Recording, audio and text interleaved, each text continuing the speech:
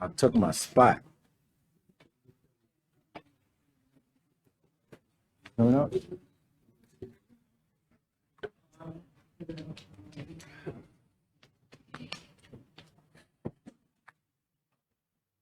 Okay, first of all, I want to thank you all for coming to this press conference here at 11 o'clock. I want to start off by, first of all, sending condolences to the family of 2-year-old Ezekiel Harry. To start things off, I'd like to thank our law enforcement partners here with their extended assistance to our agency, not just during this investigation, but other investigations as well. Also, to the citizens within our community, I want to extend a heartfelt thank you to them for their support and assistance rendered during yesterday's search of 2-year-old Ezekiel Harry. On yesterday around 12 noon, our agency received a call about a possible abduction within the area of East Houma, near Bayou Terrebonne and Marla Street. It was initially reported that a subject in a gray vehicle took Maya Jones's 2-year-old child while she was near the waterway with her children. Based on the information released by Maya Jones and intel received by law enforcement, we were able to immediately learn that her accounts of what was being reported were false.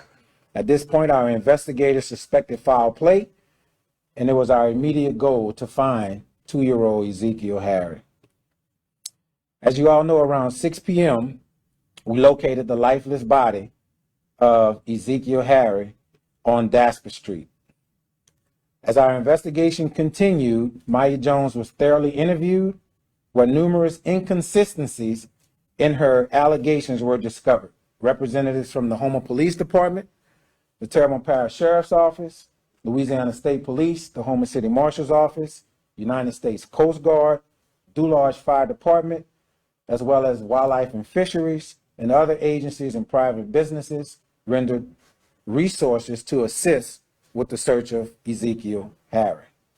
After locating the lifeless body of Ezekiel Harry on Dasper Street, he was located in a black duffel bag disposed of in a garbage can. Discovery of this precious child was a result of numerous experienced investigators from the aforementioned agencies who were driven see this investigation through. During this intense investigation, surveillance images were recovered showing Maya Jones and Jermaine Robinson leaving the area of Cartier Street. And if you can look on the screen behind us, this is a surveillance image of Maya Jones and Jermaine Robinson leaving the area of Cartier Street. I know it's a little grainy, but in that video, if you can see where the mouse is, Maya Jones and Jermaine Robinson is carrying a lifeless body of Ezekiel Harry in a black duffel bag.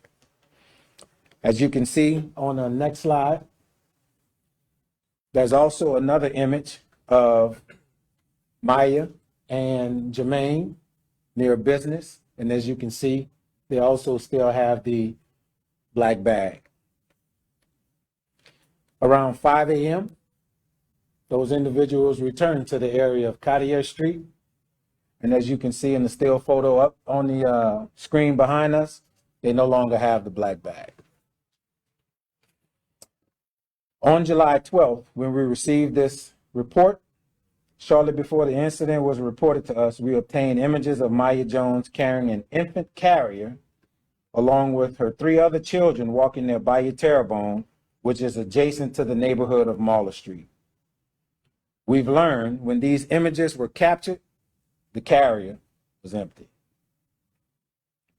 As a result of our investigation and the hard work and dedication of representatives with each of these departments up here, Maya Jones, who was already in police custody, Jermaine Robinson, who was taken into custody a short distance from Bayou Terrebonne where we were searching, was arrested for 1 count of first-degree murder, obstruction of justice, and both was transported to our local jail to be booked accordingly. One thing I want to say is that each one of our partners here, and I'm going to say it again, send condolences to the family of little Ezekiel Harry. As you can see, a precious gift within our community was taken from us. Children like this make up a small percentage of our population, but they are definitely 100% of our future.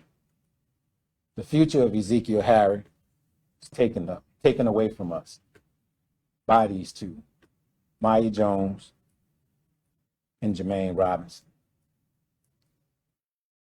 With that being said, I'm gonna open up for any questions you all may have. Yes. Was there any history of child abuse in this household? Well, that is being looked at as we continue our investigation. The body of Ezekiel Harry is now in the custody of our coroner, and we do suspect that there was some physical abuse that led to the death of Ezekiel Harry, but like I said, that's still being investigated. Right. Is there any motive that we know of yet? Still under investigation. Do we have the cause of death just yet? Not yet. Still under investigation. And so was it those images that led to you guys finding this trash can where this child was living? That led through some cooperation with one of those individuals, as well as some experienced investigators that was conducting these interviews. When you get false information about a situation like this, how long does it usually take to find out if it's true or false? That has to be determined. Whenever we get these types of reports, I mean, we dot our I's, cross our T's. You would hope that whoever making these reports are telling you the truth. But when you start poking holes into these stories, I mean, it sends red flags, and that's when we, turn our focus into another gear. People have problems with her story from the initial interrogations of her, or was it the fact that people called in offering some information as to problems with the child, problems in the home, problems with her story early on? Well, we had problems with the story from the onset. There were some things that she was releasing to us that I'm not going to get into in this press conference, but as we talked to her, we just found several holes in her story, stuff that didn't line up with what she was telling us, and immediately we suspected foul play. Who found the child? Our investigators did. She led us to him. Any idea how long she walked around with the child in the duffel bag? We thinking between maybe a 2-hour window, possibly a 2-hour window. Anytime you have a death of a child and you guys are trying to work to try to find that child because you don't know if they're alive or not, how much resources go into something like this? Lots of resources. Lots of resources. We pool our resources together. We may wear different uniforms, but we all have one mission. A problem that's in the city of Houma is not just our issue. We all come together to solve these issues. And neighbors had told me earlier they've reached out saying that they've heard arguments and children crying. Have you guys seen any reports from CPS or police from other neighbors complaining about this going on? That's still being looked at by our investigators. We know the exact cause of that. No, we don't. That's still being looked at by our coroner's office. Chief, what was Jermaine Robinson's relationship to this child? What's her living boyfriend? Living boyfriend? Is he? Do we know if he's the boy's father? He's not the boy's father.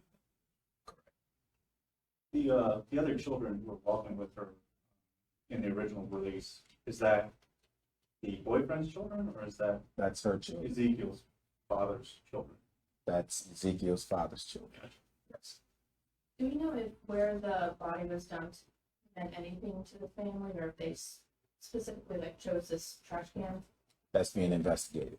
Yes. I have a question for the district attorney if you have a second.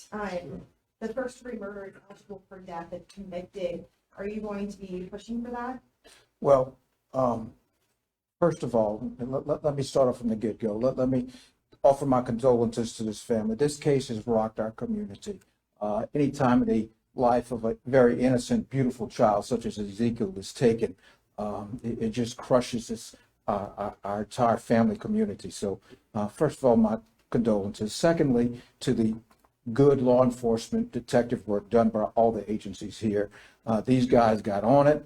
They found the inconsistencies early on, and they were able to make this case in relatively short order. So congratulations to them. As far as the prosecution of this thing, this is absolutely a potential death penalty case. We are aware of abusive patterns in the past involving this young child.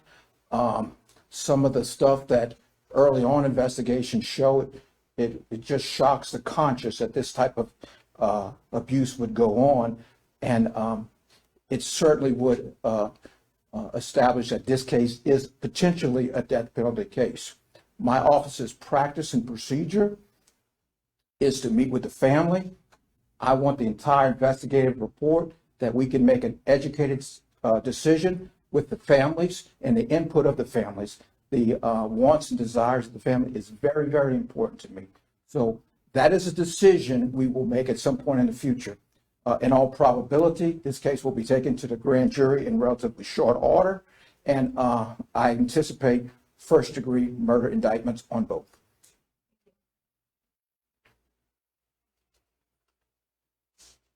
Does the murder charge mean no indication that this was just a hospital? Mhm. It wasn't a story? Yes. Anybody else? Can you say whether the mother has given you any information, Chief, Okay. about the method of killing? Is she cooperating at all with you all? She cooperated with the discovery of Ezekiel, but the what occurred to Ezekiel is still being investigated. Yes, sir. Anything else? Is this the first time that a situation like this has happened here in Houma? No, this is not the first time. We have our share of issues here. Chief, I guess there are people who say that there were problems in the household. They've reached out to us. They're on social media. What do you want to say to people who may feel that they live near a situation where children are in danger? If you see something, say something. If you make a report and you see something not being handled accordingly, by all means, push that envelope. Reach out to your law enforcement professionals, because we are here for those innocent kids. One comment I said yesterday is we had several hundred of years experience of law enforcement that was out searching for this innocent child. Even with the hundreds and hundreds of years of experience, whatever happened to little Ezekiel Harry happened in the safe haven of his home. Places that we only enter when we're called. We patrol the streets day in and day out, but we're only called to these homes and enter these homes when we're called. So whatever happened to this innocent child, we suspect may have happened in his safe haven. And lastly, what would you say to the family that you guys are trying to find justice for this 2-year-old boy? Continue supporting your law enforcement. We're here for you. They were extremely cooperative with us yesterday. My heart breaks for what happened to this kid. We all have children within our family around this age, and they're innocent. They look up to parents for support. They look up to parents to be nurtured. And this what we endured yesterday just rocked our community. So, no further ado. Thank you all for attending this press conference. If you have anything else, I can talk to you. A question about the other kids. Where are they going to be going to, or what's going to be done with them? They were being talked to by DCFS, and I don't know the outcome of where they are. Thank you. Thank you.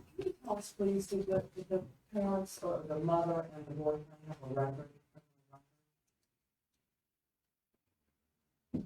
Do I have a record? Doesn't, I think there's anything major. Go back, I think the boyfriend does have some previous history. I think there are some felony convictions in his past history.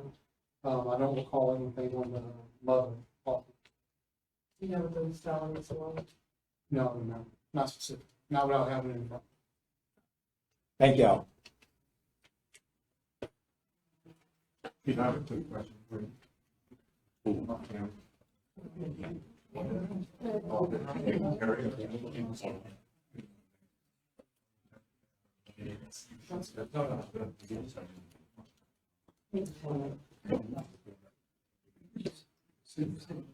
Yeah. It's just images.